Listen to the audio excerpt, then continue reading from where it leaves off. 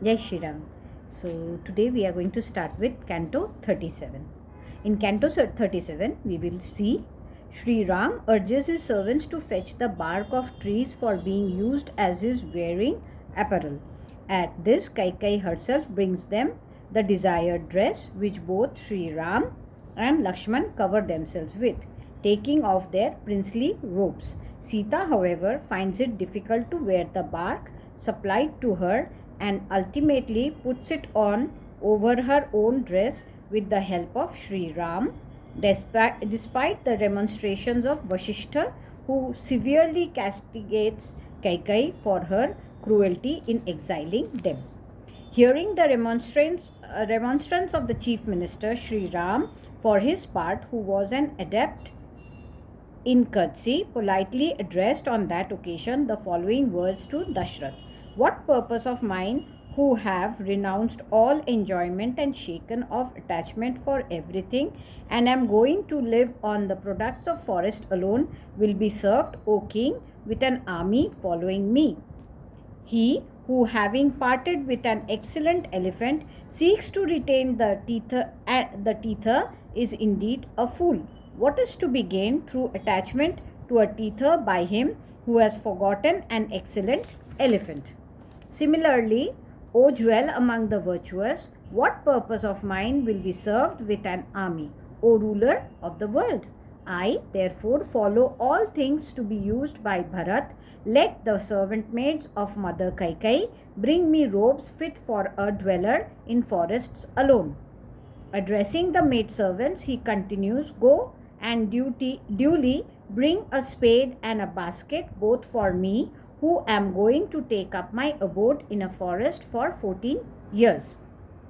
Personally, bringing pieces of bark for being put on by Sri Ram and others, Kaikai, who was lost to all shame, forthwith said to Sri Ram in the midst of that concourse of men, Put these on. Receiving from Kaikai 2 pieces of bark for being used as loincloth and a cover, respectively, and discarding his raiment of fine yarn, that tiger among men put on the garb of ascetics, so the tradition goes. Nay, leaving his exquisite robes on that very spot, Lakshman too put on in the presence of his father 2 pieces of bark fit for ascetics. Gazing with reverence on the piece of bark intended for being donned by her, Sita, who was clad in silken robes, felt dismayed as a doe would on seeing a snare set for entrapping it. Freeing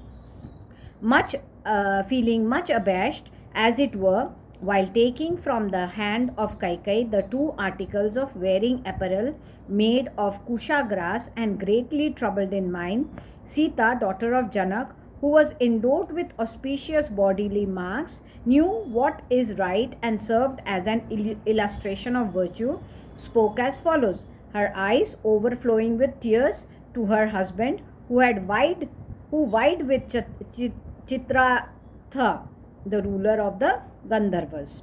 I wonder how ascetics dwelling in forest put on the bark of trees. Saying so, the celebrated Sita, who was in no way adept in wearing the bark of trees, erred again and again in her attempt to do so.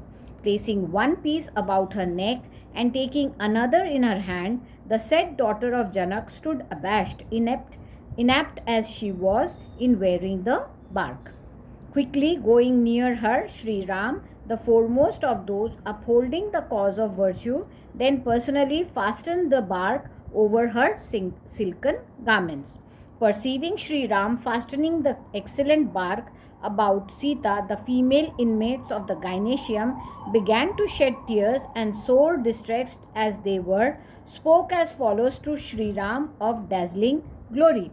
This high-minded princess has not been so commanded to reside in the forest as you, dear child. At least let her blessed sight continue to bring its reward to us during the interim period when you have departed to the lonely forest in obedience to your father's command, O Lord. Proceed to the forest, dear son, with Lakshman alone as your companion. This blessed princess does not deserve to dwell in the forest like an ascetic. Grant our solicitation, O darling. Let Sita, the pretty young lady, continue to stay in Ayodhya, though surely you are not personally inclined to stay any longer, righteousness being your eternal companion. Even though hearing such loving remonstrations of these women, Sri Ram, son of Dashrath, persisted in fastening the bark over her silken garment as aforesaid, as desired by Sita, whose conduct came into line with his own. Stopping Sita when the bark was taken by her from the hands of Kaikeyi, sage Vashishta, the king's preceptor, for his part, spoke to Kaikeyi with tears in his eyes as follows. Having hoodwinked the king, O evil-minded Kaikeyi, you have exceeded your limits and brought disgrace to your family. You do not keep within bounds yet. O woman, dead to all decorum, Princess Sita shall not proceed to the forest. She will occupy the throne which was offered to Ram. A wife is the very self to all householders. As the other self of Ram, she will rule over the globe. If Sita, a princess of the Videha territory, retires to the forest along with Ram, we who are present here at this moment shall follow suit, and the people of this city too will go. The soldiers guarding the gymnasium too will go where Ram, a scion of Raghu, stays with his wife. Nay, the entire state of Koshala, including all its resources as well as the city of Ayodhya with its goods and chattels, will also go. Clad in the bark of trees and dwelling in a forest, Bharat too, with Shatrughan, will adopt the mode of life of his elder brother Ram, a scion of Kakushta, living in the forest. Rule you alone. After that, the desolate earth, deserted by men with its trees, because it will be reduced to a mere forest, while as you are and bent upon doing harm to the people. The state in which Ram is no longer the king will not survive, while the forest which Ram is going to inhabit is sure to develop into a flourishing state. Bharat surely would not rule over the earth which has not been voluntarily alienated by his father, nor would he live with you as a son if he sprung from the loins of the emperor. Even if you soar into the heavens leaving the earth's surface, he would not do anything contrary to the established usage, knowing as he does the practice of his forebears. Therefore, an unfriendly act alone has been done by you to your son, even though you covet his well-being, for there is none in the world who is not devoted to Ram. O Kaikeyi, you will see this very day beasts, snakes, deer, and birds going with Ram to the forest, and trees too, eager to accompany him.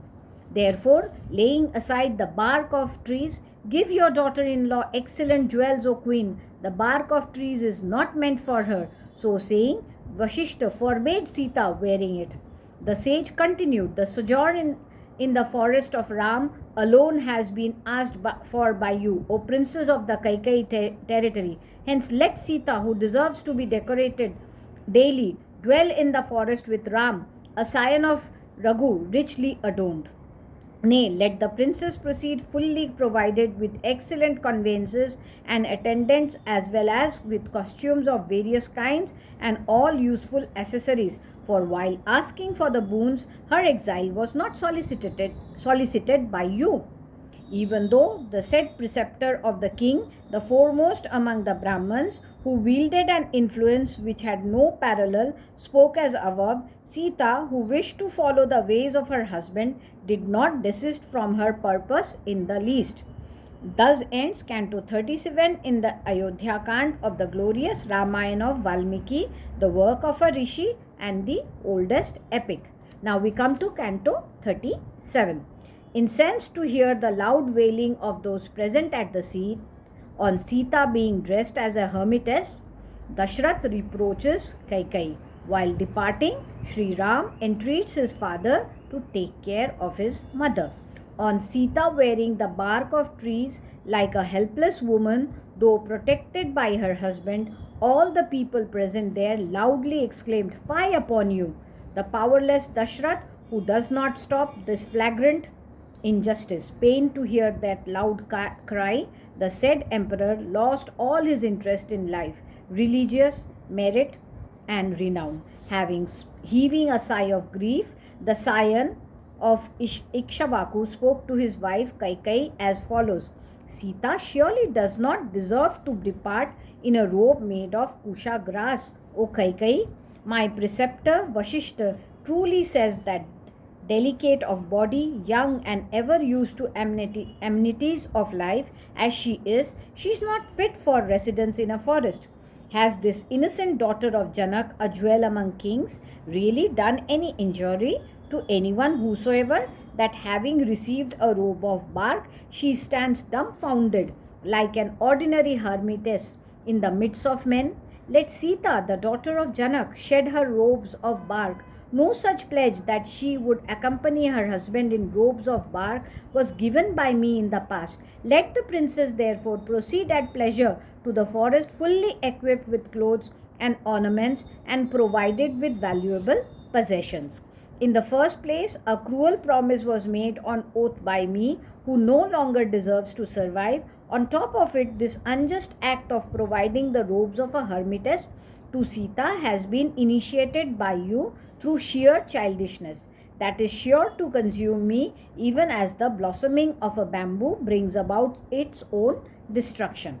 Even supposing some offense was given to you by Ram, what wrong on earth was done to you by Sita, a princess of Videha territory?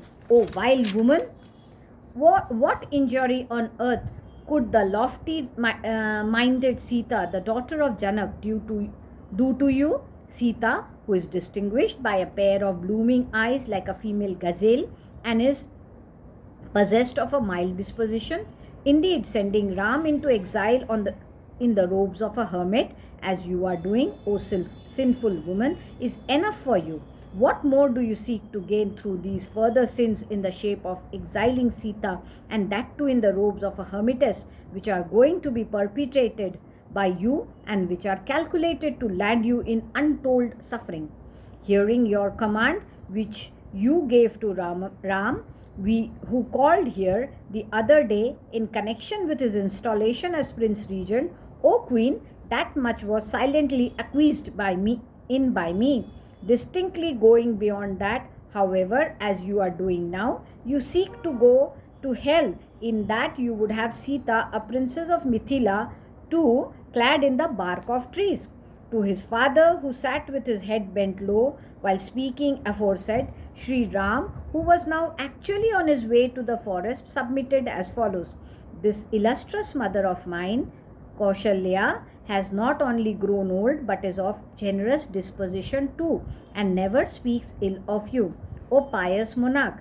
When she is bereft of me and consequently drowned in a sea of grief, although she has known no suffering before, O bestower of boons, you ought to show greater regard to her, so that the poor lady may not fall a prey to grief caused by separation from me, and treated with respect by you, who are worthy of adoration to her, and contemplating on me, may survive under your care. Kindly handle my mother, who is sure to pine for me, in such a way, O compeer of the mighty Indra, the Lord of Paradise, as to ensure that, stricken with grief when I am sojourning in the forest, she may not depart to the abode of Yam, the god of death, giving up the ghost. Thus ends Canto 38 in the Ayodhya Kand of the glorious Ramayana of Valmiki, the work of a Rishi and the oldest epic. Jai Shri Ram.